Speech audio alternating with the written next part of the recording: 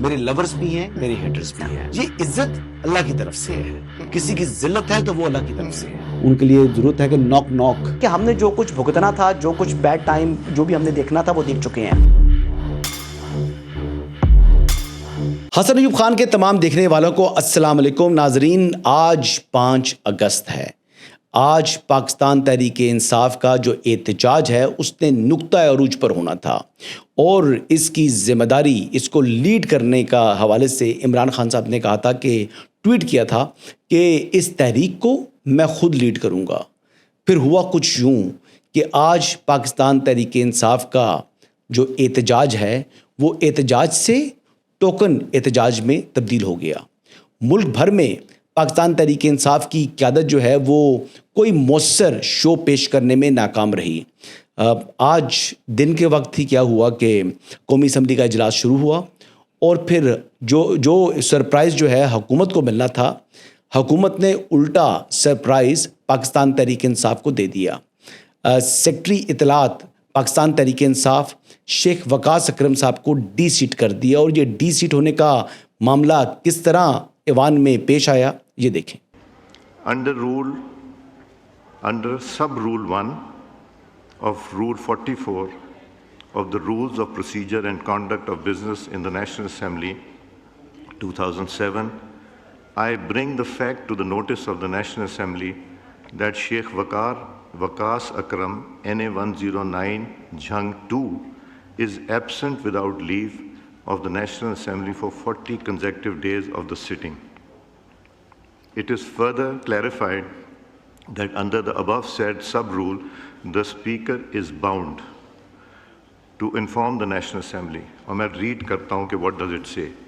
If a member is absent without leave of the Assembly for 40 consecutive days of its sittings, the Speaker shall bring the fact to the notice of the Assembly, and thereupon any member may move that the seat of the member who has been absent be declared vacant under clause 2 of Article 64. آج تک کوئی finding in کے متعلق نہیں آئی. Production order ہوئے یا نہیں ہوئے؟ سر پروڈکشن آرڈر ہوئے. 4 سال میں پروڈکشن آرڈر ہوتے تھے یا نہیں ہوتے تھے؟ اسپیکر صاحب، میں نہیں چاہتا کہ آپ اس میں فریق بنے. پروڈکشن آرڈر تو ہوئے، وہ ہمارا حق ہے، ہمارا پریویلیج ہے. لیکن جو ظلم وہ حق 2018 سے لے کے 2022 تک کہاں تھا؟ اسپیکر صاحب، اگر وہ اس لیے وہ نہ بات کریں. ہم بات کرتے ہیں، میں قانون قاعدے کے ساتھ چلنا چاہتا ہوں. ہمارے ممبران کو آپ نے کہا کہ یہ پہلے کب ہوا؟ محمد میاں سومرو صاحب ڈسکوالیفائی ہوئے ہیں ابھی ریسنٹلی پچھلی اسمبلی میں فار ناٹ بینگ ایبسنٹ. یہ ذمہ داری ہے. لوگ لیو اپلیکیشن کیوں دیتے ہیں؟ جب آپ ایم این اے بنتے ہیں آپ کو رولز بھی دیے جاتے ہیں، کانسٹیٹیوشن بھی، اور آپ کو میں نے پڑھ کے سنا ہے وہاں ورڈ لکھا ہے the speaker shall.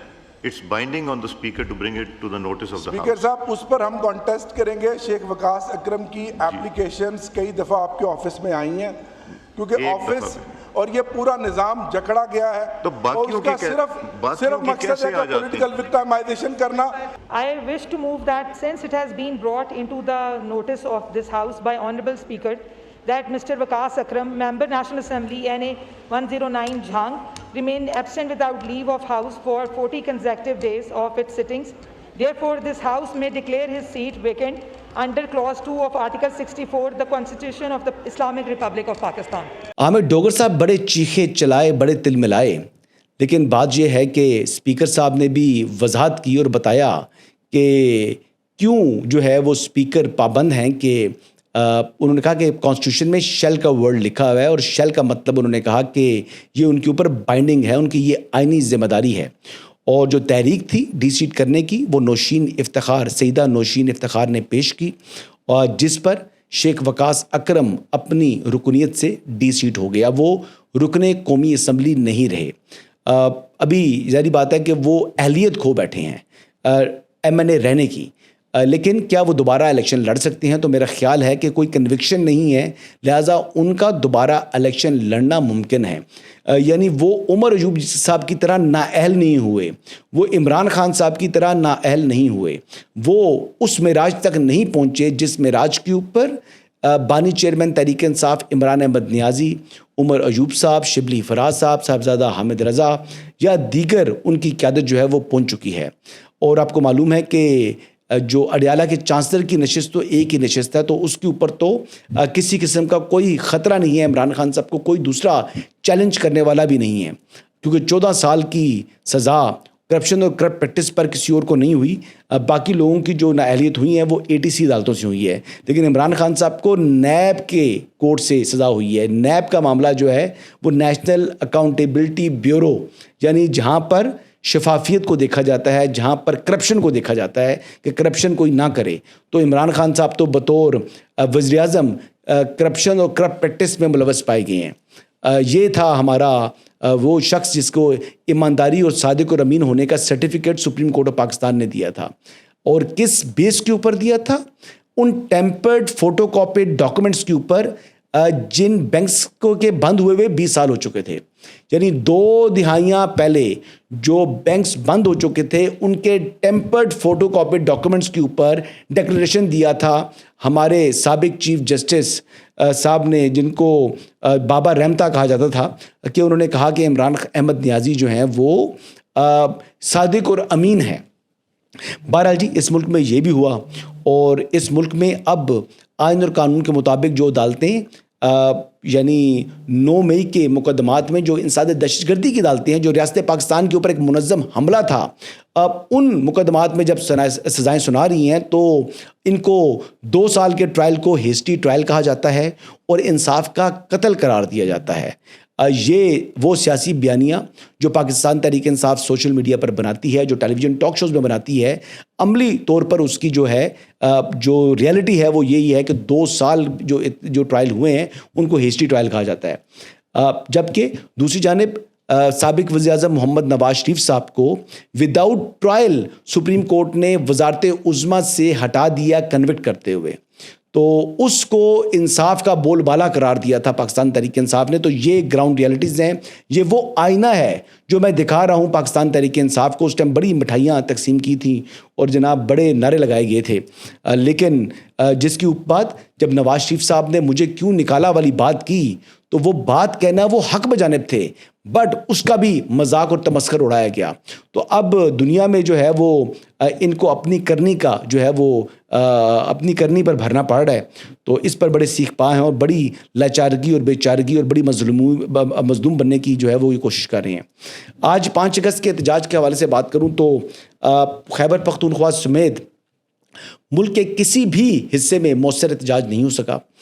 Khyber Pakhtunkhwa کا جو دارالحکومت ہے پشاور, اس وقت تک یعنی میں تقریباً یہ 3 بج چکے ہیں اور کوئی مؤثر ایسی احتجاجی تحریک کا نام و نشان تک نظر نہیں آیا. حالانکہ وزیر اعلیٰ خیبر پختونخوا علی مین گنڈاپور ہیں جنہوں نے خود ہی جو ہے وہاں سے ایک ریلی کو لیڈ کرنا تھا, لیکن وہ دکھائی نہیں دیے. باقی بھی خیبر پختونخوا کے دیگر حصوں کی بات کروں تو ایبٹ آباد کے حوالے سے کچھ لوگوں نے جو ویڈیو ٹویٹس کی ہوئی ہیں وہ تو بہت ہی مایوس کن ہیں, بہت ہی یعنی ایک تھکا ہوا احتجاج جو ہے وہ کوئی اپوزیشن جس کی کوئی ٹانگا پارٹی بھی ہو تو وہ بھی اس سے بہتر احتجاج کر سکتی ہے. تو بنیادی صورتحال یہ بن چکی ہے کہ پاکستان تحریک انصاف اگر یہ احتجاج کی کال نہ دیتی اور 90 دن والی بات جو علی مین گنڈاپور نے کی تھی اس پر سٹک رہتی تو کم از کم مزید چند دن ان کا بھرم قائم رہتا, لیکن انہوں نے خود ہی اپنے بھرم کو توڑنا تھا. آج جو خستہ حالت ہوئی ہے پاکستان تحریک انصاف کی وداؤٹ اینی جو ہے وہ کہتے ہیں کہ ہوم ورک, انہوں نے یہ اپنی جو ہے یہ احتجاج کی کال کے اوپر یہ ڈٹ کے کھڑے رہے. اب سوشل میڈیا کے اوپر بھی یقین کریں کہ ان کی احتجاج کی کال جو ہے وہ صاف ٹھس ہوتی ہوئی دکھائی دے رہی ہے. اب صورتحال یہ جو ہے وہ پیدا ہو چکی ہے یہاں تک کہ ماضی کے اندر پاکستان تحریک انصاف کے جھنڈے, بیج اور ٹوپیاں جو بیچنے والے متعدد لوگ ہوتے تھے, اور یقین کریں کہ ان کے پاس جھنڈے بچتے نہیں تھے, ٹوپیاں بچتی نہیں تھیں, بیج جو ہیں وہ بچتے نہیں تھے, وہ تمام کے تمام فروخت ہو جاتے تھے. اور یہ جو دھاڑی دار قسم کے لوگ ہوتے ہیں یہ پھیری والے, ان کی اچھی دھاڑی لگتی تھی. لیکن اس مرتبہ جو تحریک انصاف کا احتجاج تھا, ایون خیبر پختونخوا کے اندر بھی ان کے جھنڈے فروخت نہیں ہوئے. وہ شخص بے انتہا پریشان ہے کہ وہ کہتا ہے کہ جناب یہ تو سارا کا سارا سامان میں نے اٹھایا ہوا ہے, کوئی لینے والا نہیں ہے. تو تحریک انصاف کا زوال کی اور کیا میں مثال بیان کروں. یہ آزاد ڈیجیٹل کا کلپ جو ہے یہ ملاحظہ کریں. میرا نام نوید ہے اور میں باجوڑ سے تعلق رکھتا ہوں. ادھر جھنڈے وغیرہ ٹوپی لاتا ہوں, وہ کوئی نہیں آئے تھے, پھر دوسرا جلسے پرانا ज़्यादा लोग आते हैं, बहुत ज़्यादा माल बेचते हैं, लेकिन उस फिर कोई नहीं है, बस एक दिन कस्टमर आते हैं, सुबह से आ रहे हो, काम बहुत ख़राब है, कोई नहीं खरीद रहा आपने? खरीद नहीं है यार, बहुत कम है। क्या क्या लाया हुआ? और टोपी है, इमरान खान का शक्ल है, और बड़ा झंडे है, मुफलर है, ज़्यादा सामान है, लेकिन कस्टमर नहीं है। तो पहले लोग खरीदते थे? बहुत ज़्यादा खरीदते हैं, एक एक जलसे पर 7-8 हज़ार रुपये मजदूरी मेरे बेचते हैं, लेकिन कुछ नहीं है, अभी कोई कुछ नहीं खरीद रहा? कुछ नहीं खरीद। ये क्लिप आपने मुलाहिजा किया जी। अब आप ये देखें कि ये तो अपनी तारीख की कमज़ोर तरीन सतह के ऊपर पाकिस्तान तहरीक इंसाफ आके खड़ी हो चुकी है। 2011 से पहले वाली तहरीक इंसाफ भी इससे मजबूत थी। तो ये इतनी मकबूलियत आसमान से ज़मीन तक कैसे आई? ये सियासी गलतियों की वजह से, अवाम से झूठ बोलने की वजह से और अपने कारकुनान को मुसलसल नज़रअंदाज करने की वजह से। इनके जो कारकुनान गिरफ्तार होते थे उनका कोई जो है वो हालात पूछने वाला जेल में कोई नहीं गया, नहीं पूछा कि तुम जिंदा हो, मर गए हो, रोटी मिली नहीं मिली, लीगल उनको एड मिली नहीं मिली, तो उनकी फैमिलीज पीछे सफ़र कर रही हैं तो करती रहें। ये समझते रहे कि इनके कारकुनान का कुर्बानी देना कारकुनान का फ़र्ज़ है और उनका पूछना इनका फ़र्ज़ नहीं है। तो यही बुनियादी वजह है कि पाकिस्तान तहरीक इंसाफ अपनी कमज़ोर तरीन सतह पर आके खड़ी हो गई है।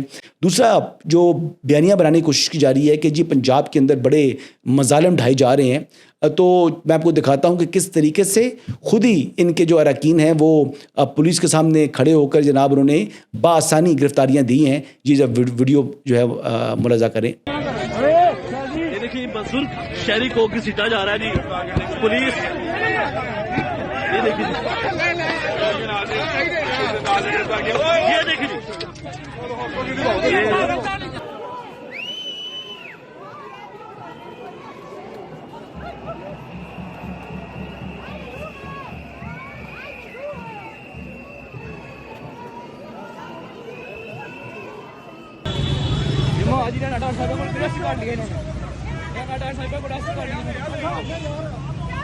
अभी आपने गिरफ्तारियों की वीडियो देखी है, कौन सी मज़ामत और कौन सा ये मामला। देखिए जब इनकलाब आता है ना, तो इनकलाब को कोई पुलिस या कोई रियासत, कोई हुकूमती ताकत उसको रोक नहीं सकती।